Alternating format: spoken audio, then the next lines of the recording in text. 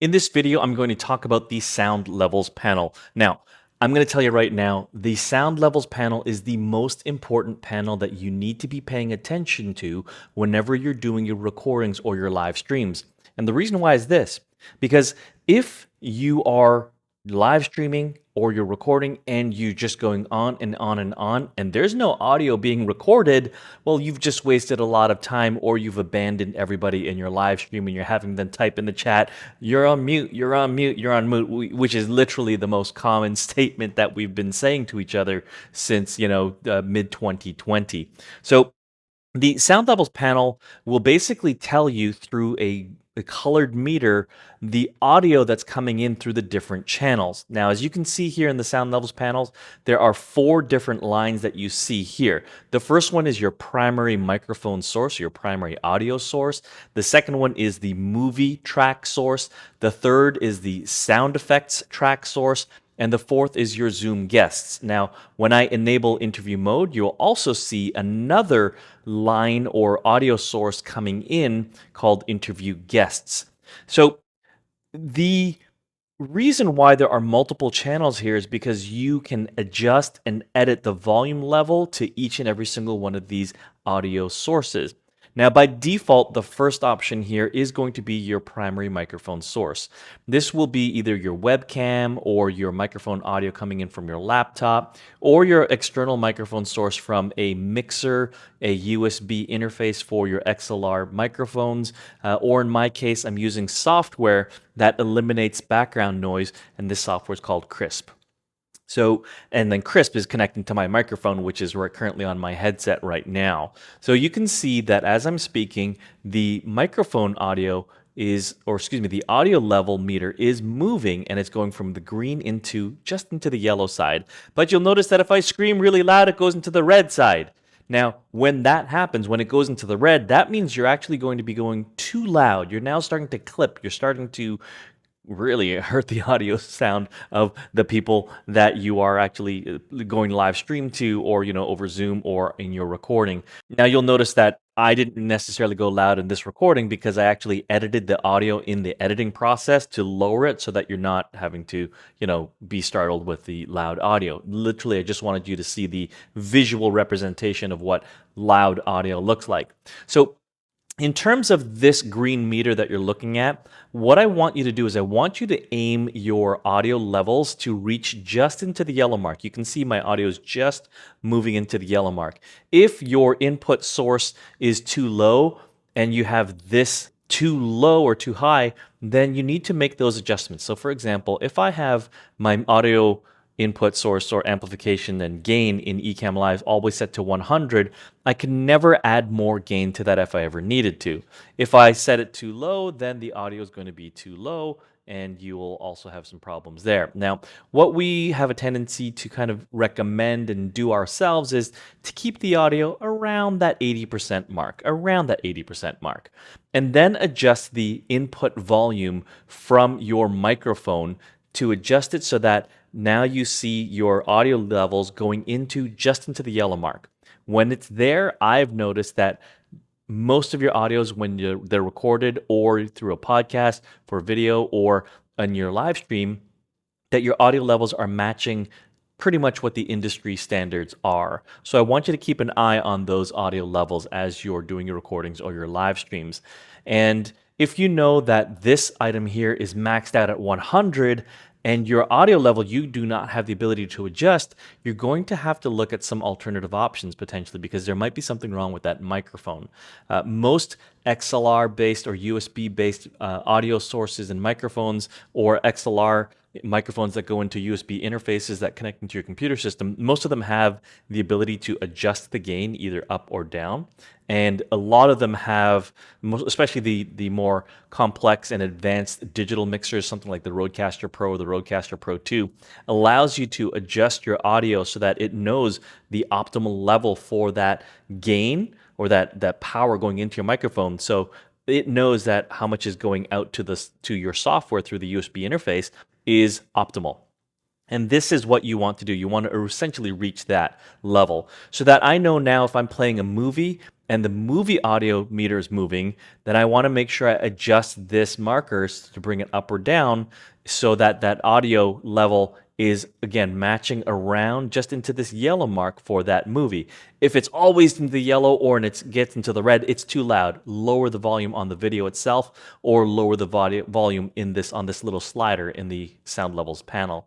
Same thing with sound effects, interview guests, and Zoom guests. Now, with interview guests, you can go into the interview mode video and look at the details of how to adjust each individual guest's audio. But this is the primary audio level for all of your guests combined in interview mode. Now, in Zoom, it's a little bit different. You cannot adjust each individual guest's audio. So, whatever they have coming in from their Zoom audio feed coming into your Ecamm Live, everybody is going to come in, and you can only adjust the one master level for the Zoom guests. So, you just have to keep that in mind. Now, generally speaking, with Zoom, as they're joining your meeting in Zoom, their application is going to adjust and have automatic gain control, and also it's going to reduce it if it's too loud. So for the most part, I've noticed that when I have guests coming in through Zoom, pretty much all of them are properly volumed out. Okay, so then I don't necessarily have to worry too much about having to adjust their incoming audio, and I can just globally increase it or decrease that from here.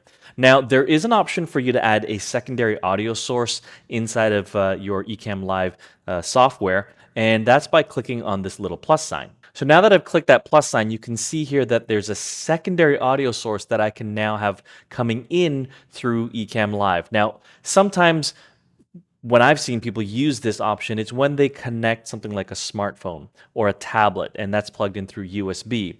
And what they'll do is they'll select this to be the phone or that tablet. And what you can do is you can play a music playlist or sound effects from that device itself. And you can adjust the audio level specifically for that device that's connected. Now, if you are doing it that way, there is by default, the playthrough option box is disabled. That means that whatever device is coming through that second audio channel, you will not be able to hear it. But the green audio meter will be moving, so it will be present in your recording or your live stream.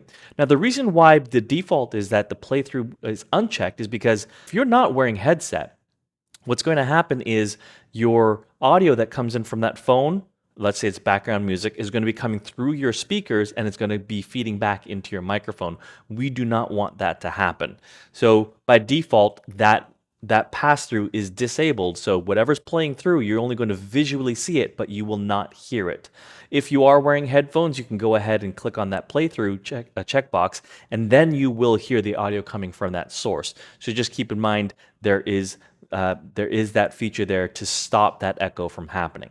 Now, there is another audio input that will appear when you're using it, and that's the system audio. So you can share your system audio, and that is part of the options that appear when you're doing a share screen. So either you're in a share screen mode in the scene itself, or you've added a shared screen or an application as an overlay, and then you can have the option of enabling the system sound being shared. When that happens, you can go ahead and see the audio track inside of the sound levels panel. So let me do that real quick. I'm just going to add my website here as a screen share.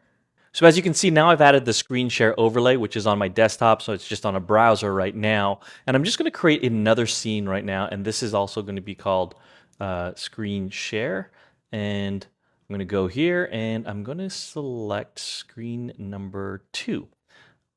No, make that screen number 3. Okay, so here's another share screen scene here. Okay, so now with that, I can now enable the system audio to play whenever the system is making noise. So that will include playing YouTube videos, playing music from your music app or Spotify app. It'll also include system notifications. So if you are playing a ding whenever your email comes in, your Outlook is open or mail is open, then that's going to come through your broadcast or that's going to be recorded. So you really want to be very, very careful with that. So let me just show you where the system audio sharing is located. So if you go to Ecamm Live in the top bar menu and click on Preferences, you'll go to the Audio tab and you will see right here the broadcast system audio. Now, it's never when sharing the screen or all the time. If you choose all the time, it means no matter what is coming through other applications or notifications in your Mac computer,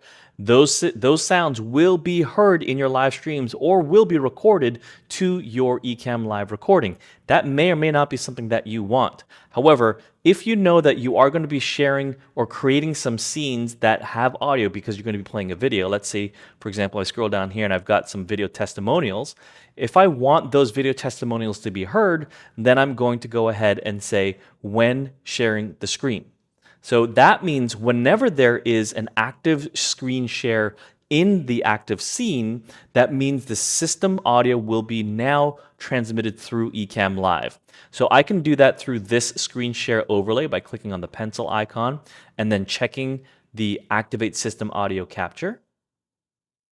And so now what's happening here is the system audio, whenever I play it, it's going to be heard. So let's just play this Michael Hyatt video. Hey guys, I'm Michael Hyatt, New York Times. Okay, so now you heard Michael Hyatt saying his name, and that audio came in through this screen share. The same thing is happening whenever I play it through this screen share, for example. You can see the system audio box.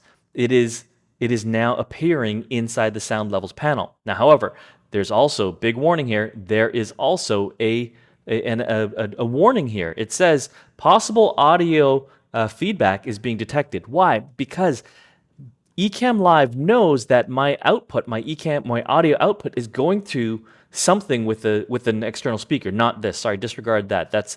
This actually has to show up as the system audio output, because you're now sharing your audio, and it's going from your Mac to Ecamm Live out to your speakers. That way Ecamm Live can intercept all of that system audio. So don't change that if you want to be able to share your system audio. Do not go into your speaker output and then change the setting. It's not going to work out well for you as planned. So because I'm listening to output on my speakers, Ecamm Live says, hey man, you're going to get feedback. You're going to get echo. Are you sure about that? And if you're wearing a headset and it's wired, it's going to show this anyway. However, if you know that you've got big speakers and you're listening to everything on your big speakers, you really should be choosing this option here to use echo cancellation.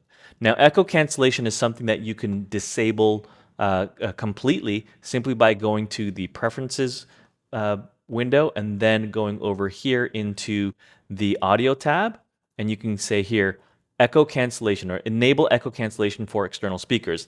I can uncheck this, and then this box here will not appear, right? This option up here, use echo cancellation, is the same as checking this box. So if you know that you're going to be playing audio over your speakers, whether it be a movie or whether it be through some sort of a pop-up or some sort of animated overlay that has audio and it's a WebM file, or you're going to be sharing system audio, well then you really should be using this echo cancellation option if that stuff is coming out of your speaker. If you're wearing headsets, no problem. You can leave this alone and disregard this little warning symbol. It's going to be fine. But you'll see that as I do things, the most important part, again, is always monitor the sound levels that are coming through your computer system. Here's one thing that I've noticed a lot of people are making these errors is on the interview mode tab, right? So for example, they're bringing in somebody through interview mode. However, they're saying the guest's audio is echoing.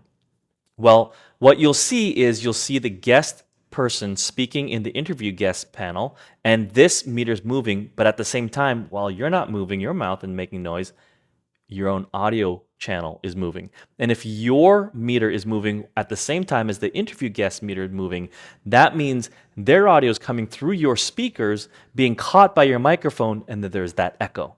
And that's going to be captured in your recording, and also your guest is going to be hearing themselves slapping back. That's the technical term of that. They're going to hear that echo of their voice coming back to them, and that's going to confuse them because it is slightly off. So you want to, again, watch for the multiple different audio sources and which ones are moving. And if there's one that's moving and it shouldn't be, it means there's probably an echo that's happening.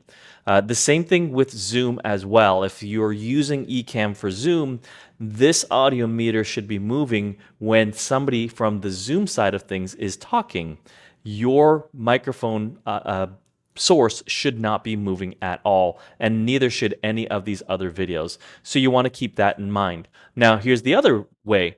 If you notice that when you're speaking and you're hearing your voice coming back, that means your guest, either through interview mode or Ecamm for Zoom, that means your guest is using speakers and their audio is being caught by their microphone coming back. So what you'll notice is, as when you're speaking, your primary audio source meter is moving, but the interview guest meter is moving at the same time.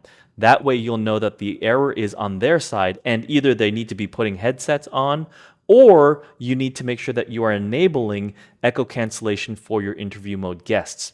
And that is in the interview mode window, and you can just click on the little box there and just click turn off audio processing. This means they're wearing headsets, and this is audio processing is enabled now, which means that they can be using speakers, and your audio is not going to be feeding back to their microphone, and then you're hearing that echo, and then it goes into your live stream or your broadcast.